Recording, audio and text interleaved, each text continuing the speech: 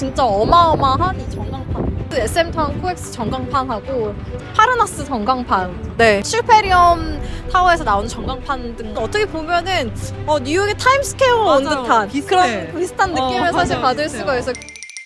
안녕하세요. 삼성동에서 부동산 하는 언니들 3번입니다. 저희가 오늘은 외부로 나와봤는데요. 지금 저희가 있는 이곳이 포스코타워 사거리인데요. 서울시에서 국제교류 복합지구로 지정한 곳인데 여기가 바로 그 시작점이라고 보시면 되겠습니다. 여기가 지금 보시면 저희가 V플렉스 앞에 있는데요. V플렉스 이제 건물, 이제 대각선이 사실 이제 포스코타워가 있고요. 네. 여기는 이제 삼성동, 그리고 저쪽은 이제 대치동으로 분류가 됩니다. 그래서 여기 딱 경계선이거든요. 근데 이 건물도 포스코타워에서 되게 잘 보이는데 여기도 2017년에 평당 한 3.5억으로 1670억에 매각이 됐어요. 그래서 대로변에 있는 건물들은 되게 굵직굵직한 건물들이 사실 되게 많고 개인이 보유를 하기보다는 기업 형태로 이제 소유한 건물들이 대로변에 많습니다. 대형 건물 안에 특히 이제 보면은 대부분 이제 뭐 은행, 회사, 공기업 이런 오피스들이 되게 많이 있어요. 저희도 사실 근데 삼성동에 자리를 잡은 이유가 이 집사가 네. 사실 삼성동을 엄청 좋아하는데 좋아하죠. 왜 네. 이유인즉은 강남의 메카인 곳이다. 또 어렸을 때부터도 사실 자주 왔다 갔다 했던 곳이라서 되게 익숙했었고 지금 저희가 이제 앞에 있는 저 건물에 대해서 말씀을 드리자면 서울예술종합학교 건물이죠, 저거는? 저쪽이 삼성동이랑 대치동 이 근방 일대에 굉장히 여러 건물을 보유하고 있는 곳인데 맞아요. 대치동에 있는 게 예전에 한번 매각된 바 있고 맞아. 지금 현재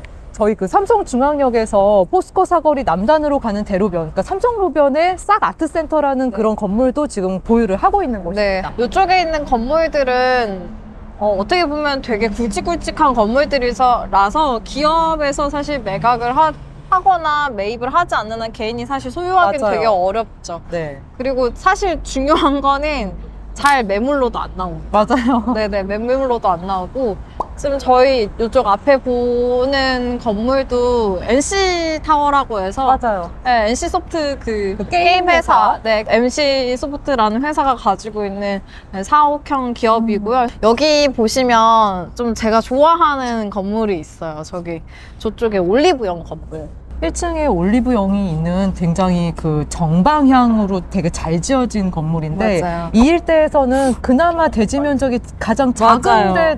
근데 그렇다고 이 건물 자체가 작은 건물은 작다고 하진 아니에요. 않는데 저는 네. 좀 이게 왜 제 눈에 특히나 띄냐면 저희 쪽에 이 라인에 현대백화점 있는 라인에 그 도로에 있을 때도 딱 이 건물이 사실 보여가지고 네. 되게 가시성이 좋은 건물? 네, 이렇게 보시면 될 것 같습니다. 맞아요. 그 누구나 저 건물을 보게 돼 있습니다. 저 건물이 2020년에 매입을 했는데 근저당권이 하나도 없더라고요. 네, 그러니까 저 건물이 삼흥2 빌딩인데 주식회사 삼흥 주식회사가 저기를 2000년에 경매로 낙찰을 받았어요. 네. 그리고 그 이후로 근저당이 잡힌 게 집사 하나도 입양처럼 없다. 하나도 없고요.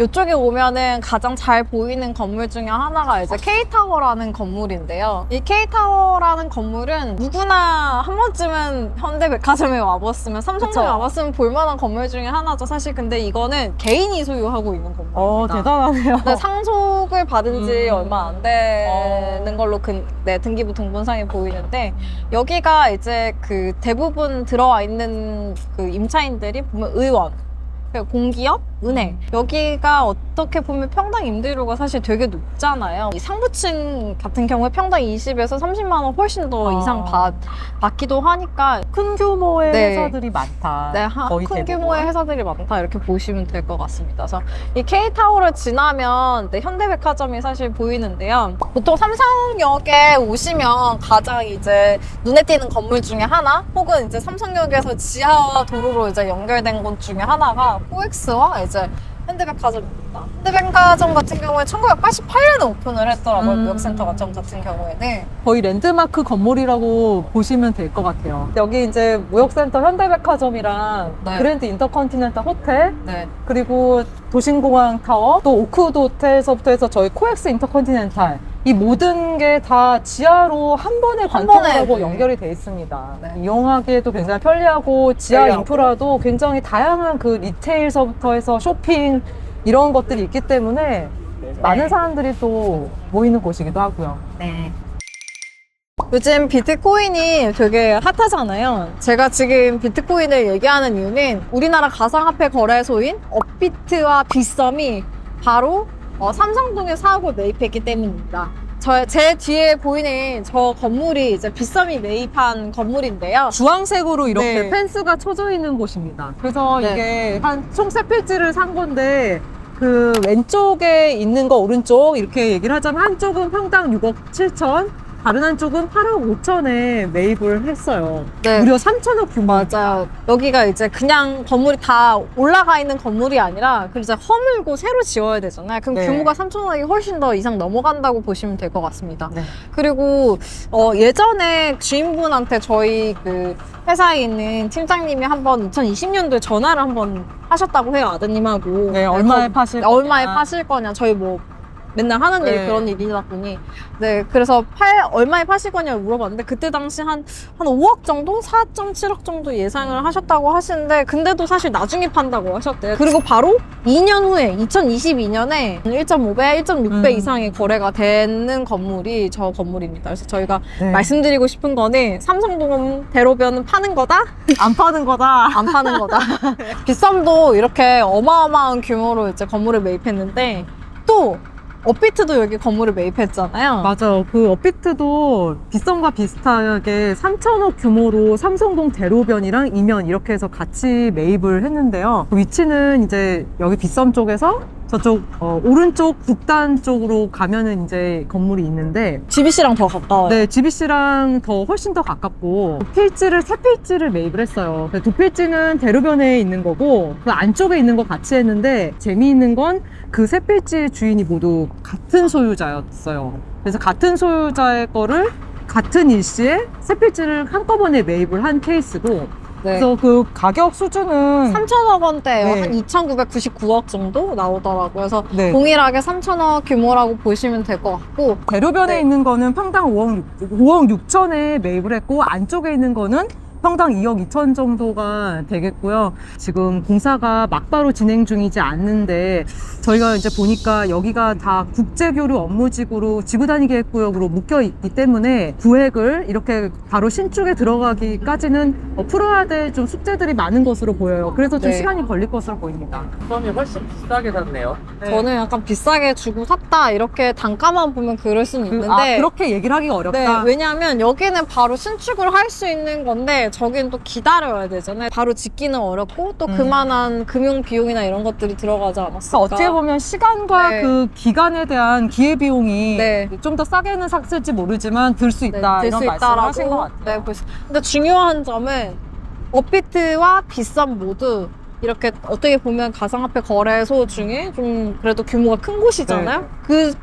그 분들이 선택한 사옥이 모두 다 국제교류 복합지구인 삼성동 근처에 있다. 삼성역 근처에 있고 그것도 네. GBC 아주 근처에 매입을 했다. 그것도 단순한 뭐 500억, 뭐 1000억대가 아니라 무려 3천억 3천억 이상 네. 네, 주고 매입을 했다고 보시면 될 것 같습니다. 저도 그렇고 몽고양님도 그렇고 학교를 여기 근처에서 나오다 보니까 네. 좀 어렸을 때부터 여기를 되게 자주 왔었잖아요. 근데 저는 가장 많이 바뀐 것 중에 하나는 전광판이라고 사실 생각을 그렇죠. 해요. 여기 네. 지금 이렇게 전광판들이 아주 휘황찬란하게 있습니다. 네네. 근데 사실 옛날에도 코엑스는 되게 이제 외국인들도 많았었고 이제 컨벤션이나 이제 그런 것들이 워낙 많다 보니까 이제 사람들이 많이 왔다 갔다 하기도 하고 그것뿐만 아니라 관광이나 쇼핑 이런 것들로 되게 코엑스는 유명했었잖아요. 맞아요. 근데 지금하고 사실 느낌이 다르진 않아요. 이렇게 좀 넓은 느낌과 이런 조형물들이 있는 느낌은 다르지 않은데 지금 좀 다른 거를 꼽자면 진짜 어마어마한 이 전광판들. 특히나 저기 이제 코엑스, SM타운 코엑스 전광판하고 지금 보시는 이제 파르나스 전광판. 네. 현대백화점 전광판, 슈페리엄 타워에서 나오는 전광판 등 이렇게 많은 전광판들이 딱 보시면 약간 어떻게 보면은 뉴욕의 타임스퀘어 온 맞아요. 듯한 비슷해. 그런 비슷한 느낌을 사실 맞아요. 받을 비슷해요. 수가 있어요. 그리고 코엑스 SM 타운 전광판은 되게 유명하잖아요. 맞아요. 뭐 여러 가지 SNS로 나 삼성역에 왔다 약간 이런 느낌을 줄 수 있을 만한 이제 어마한 규모의 그 전광판인데 네. 저 전광판 광고비 얼마일까요? 잠깐만. 저희가 조사를 좀 해봤습니다. 이제 코엑스 SM타운 전광판 같은 경우에는요, 약 5천에서 7천만 원. 근데 그게 20초 기준 1 100회. 그러니까 네. 1 100회에 약 네. 20초의 지속 시간으로 광고를 집행해 주는 건데 네. 그걸 이제 계속 돌릴 거잖아요. 네. 그렇게 했을 때 월 비용이 5천에서 7천만 원이나 든다는 네. 거네요. 그리고 현대백화점은 약 5천만 원 정도라고 5천만 합니다. 원. 그리고 파르나스 미디어 바로 이쪽에 보이는 있는 거? 여기 있는 거기가 이제 4천에서 5천만 원. 그리고 신라스테이 같은 경우에는 신라스테이 어디 있어? 신라스테이 같은 경우에는 1,200에서 1,500만 원. 그래서 저희가 삼성동 말고도 저희가 강남에 있는 이제 전광판도 이제 같이 조사를 해봤는데 가격 수준 차이가 좀 많이 있긴 합니다. 네. 강남역 몬테소리 같은 경우는 1,000에서 1,500만 원. 네, M스테이션 같은 경우에는 1,500만 원. 그리고 강남에서 신논현 구간에 있는 CGV 건물도 1,500만 원, 뭐 스파 건물도 1,500만 원 정도 한다고 합니다. 거의 한 3, 4배 차이가 나는 가격 수준을 보이고 있습니다. 이 삼성역에 있는 이 전광판의 월 광고 집행 비용은 왜 이렇게 다른 지역에 비해서 비싼 건가요? 비싼 이유는 삼성역 같은 경우는 그 국제교류 복합 업무지구잖아요. 당연히 이제 한국 사람뿐만 아니라 외국인 관광객들이 이제 경제적으로 사실 볼 수밖에 네. 없잖아요. 또 주변에도 당연히 여러 가지 호텔들도 있다 보니 한국 내국인뿐만 아니라 외국인들도 어떻게 보면 강제적으로 볼 수밖에 그렇죠. 없는 그런 효과를 가지고 있고, 지금 딱 보시기만 하셔도 그냥 일반적인 광고보다는 명품 화장품, 맞아요. 명품 브랜드, 뭐 자동차, 수입 자동차 이런 광고들이 가장 많긴 하거든요. 기업 가치가 좀 높은 브랜드들이 많습니다. 당연히 그렇다 보니 이제 비쌀 수밖에 없는 거고, 또 여기에 삼성역에 들르는 사람들, 그리고 거주하고 있는 사람들, 그리고 직장을 다니는 사람들 모두 약간 소비 수준이 높다고 보시면 될 네, 것 같아요. 맞아요. 그렇기 때문에 기업들도 그만한 가치를 내고서라도 당연히 여기를 광고할 수밖에 없고, 또 그만큼 당연히 광고 효과가 좋으니까 선택할 수밖에 없었던 것 같습니다.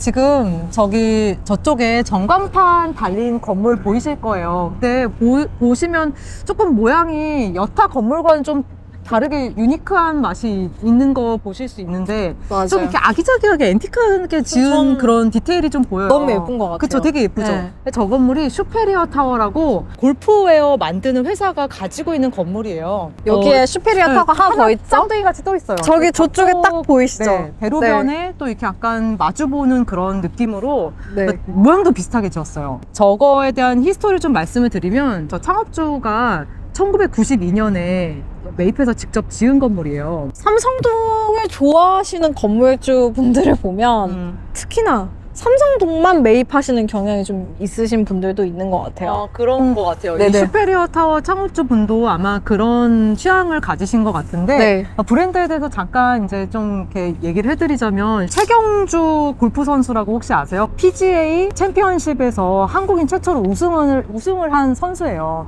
그 선수가 무명이었던 시절에도 스폰서를 해줬던 그런 브랜드라고 말씀을 드릴 수 있는데, 여기 딱 삼성동에 오시면 가장 잘 보이는 건물들이 이제 몇 개가 있는데, 뭐 현대백화점이나 이런 거를 좀 제외하고, 뭐 위메프, 캐논?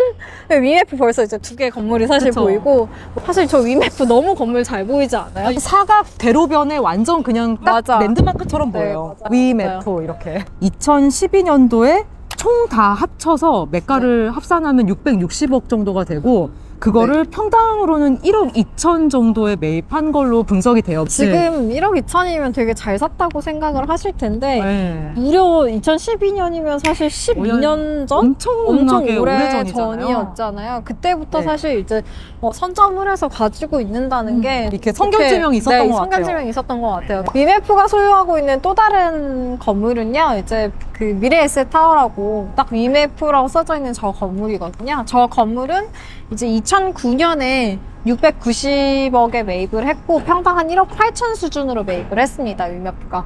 또 지금 위메프 관련된 계열사들이 이제 들어와 있다고 합니다. 그 삼성동에 사실 호재라고 얘기하는 것 중에 딱 생각하시는 게 이제 교통으로서는 SRT, 그리고 또 GTX 네. A 노선. 그리고 C 노선이 있습니다. GTX 그 A 노선에 동탄하고 수서가 이제 최근에 이제 곧 개통이 될 거예요. 3월 달 안쪽으로. 보통 이제 동탄하고 수서까지 한 1시간 20분 지하철로 걸리는 거리를 무려 20분 만에 완전 빠르게 간다고 합니다. 서울역과 운정역은 이제 하반기에 개통될 예정이고요. 그 모든 것을 잇는 삼성은 아직은 언제 개통될지는 모르겠지만 2028년, 2029년 아마 예정으로는? 네, 예정으로는 이제 보고 있긴 합니다. 그 미래 신사선 환승도 네. 가능하고 그리고 이제 그 GTX A 라인, C 라인 뭐 이렇게 해서 지하화로 그걸 할 예정이고 그리고 이쪽에 이제 지하 사업을 하면서 이제 코엑스 앞과 GBC 앞쪽에 공원이 생길 예정이에요. 그래서 이렇게 좀 어떻게 보면 국제 도시로서의 이제 삼성의 도약이 좀 펼쳐질 수 있는 그런 모습이 아닐까 그런 네, 상상을 하게끔 하는 그런 미래 계획적인 도시가 아닐까라는 네. 생각이 듭니다. 저희가 지금 포스코 사거리부터 삼성역까지 좀 걸어와 봤는데요. 어떻게 보면 좀 짧은 거리를 여러 가지 건물을 좀 얘기를 하면서 또 시그니처 같은 건물들을 얘기하면서 네. 삼성동에 대해서 조금 얘기를 많이 해봤던 것 같아요. 삼성동은 국제교류 복합 업무지구와 또 다양한 그런 개발 거리 그리고 종합운동장도 사실 어떻게 보면 개발을 하고 또 그것뿐만 아니라 탄천 그리고 서울 의료원 부지에서 개발을 하기 때문에 지금 계속 사실 한창 공사가 진행 중인데 저희가 지금은 여기까지 와봤지만 다음 편에는 저기 좀 올라가 보면서 이제 좀 자세하게 저기 GBC 또 이제 봉은사 또 다양하게 좀 얘기를 해보도록 하겠습니다. 지금 한창 개발 중인 삼성역 인근의 건물이랑 이런 주변 모습들을 좀 보여드렸잖아요. 추후 시간이 많이 흘러서 개발이 다 완성이 됐을 때 또 모습도 정말 좀 기대가 큽니다. 시간 지나서 전과 후를 또 비교해보는 재미도 좀 쏠쏠할 것 같네요. 네, 그럼 기대 많이 해주시고요. 또 다음 시간에 또 뵐게요. 안녕. 안녕.